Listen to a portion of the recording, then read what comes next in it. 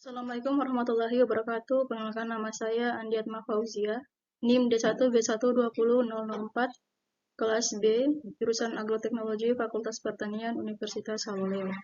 Baiklah, di sini saya akan menjelaskan atau menjawab beberapa pertanyaan yang sempat kemarin dibahas. Oke, kita langsung saja untuk mempersingkat waktu.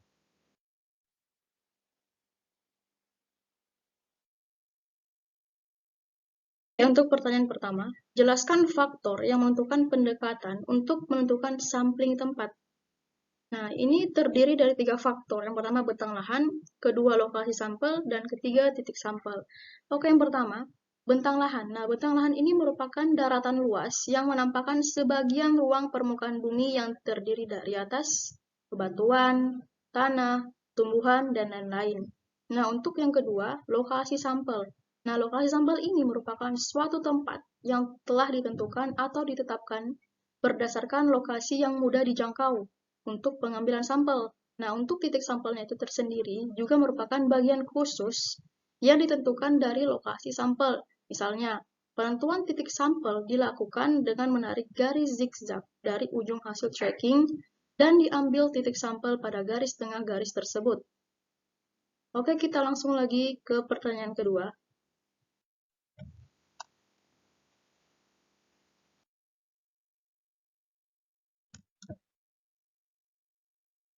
Jelaskan metode untuk estimasi kelimpahan total bakteri dan fungi tanah. Nah, di sini saya sudah menuliskan di layar bahwa langkah yang pertama itu subsampel, misalnya tanah, oksisol, ultisol, dan grumusol.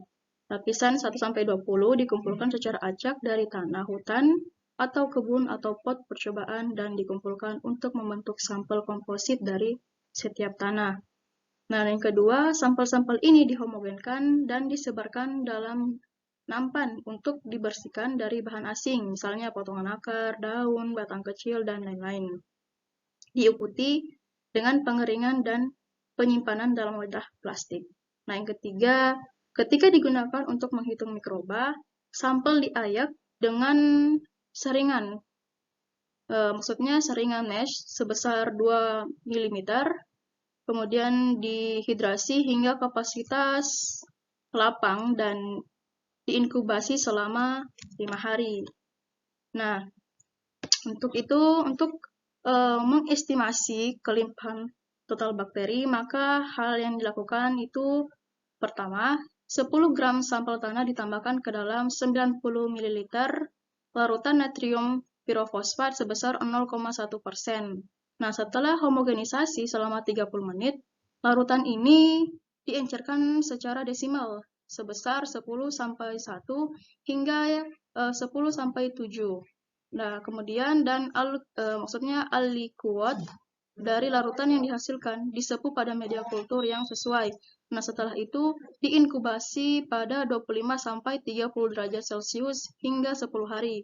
Nah, unit ini unit pembentuk koloni atau disingkat dengan CFU dihitung mengikuti metode MPN. Oke, kita pindah lagi ke pertanyaan selanjutnya. Oke, pertanyaan keempat. Jelaskan prinsip-prinsip dari metode ekstrak Barrel Tool Drain dan Biermann Fune. Oke, yang pertama, prinsip dari metode Barrel Tool Drain pada dasarnya sama dengan Kempson. Kenapa? Karena bahwasanya prinsip ini, maksudnya Barrel Tool Drain itu membutuhkan atau menggunakan satu alat untuk perangkap organisme tanah, terutama arthropoda pada suatu sampel tanah, yaitu dengan menggunakan sumber cahaya sebagai suhu yang menurunkan mesofauna tanah ke dalam wadah yang berisi alkohol.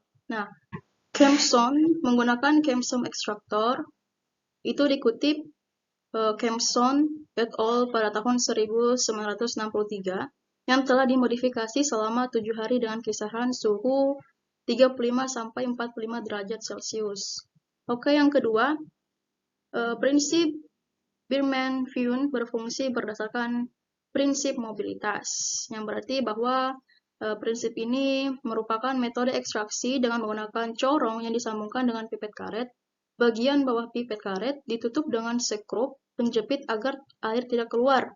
Nah, bagian tumbuhan dipotong ukuran kecil sekitar 1 cm, lalu dibungkus dengan kain saring atau kain kasa.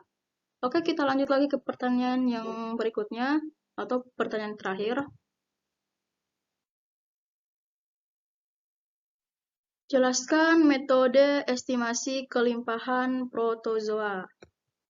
Nah, di sini juga saya sudah menuliskan di slide bahwa metode untuk mengukur kelimpahan protozoa itu telah diklasifikasikan sebagai langsung atau tanpa kultur dan tidak langsung atau menggunakan kultur. Nah, untuk tanpa kultur itu adalah salah satu pendekatan untuk memberikan yang andal perkiraan kelimpahan in situ dari protozoa aktif, yaitu non-kista. Nah, keunggulan dari ini, langkah-langkah persiapan yang minimal, tidak bergantung banyak asumsi yang belum teruji dan tidak memakan waktu. Namun, resolusi taksonomi yang rendah, dan masalahnya sampel harus diperiksa dalam 1 atau 2 hari setelah pengumpulan.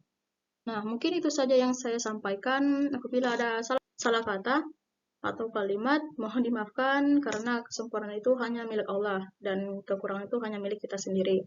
Saya akhiri, wassalamualaikum warahmatullahi wabarakatuh.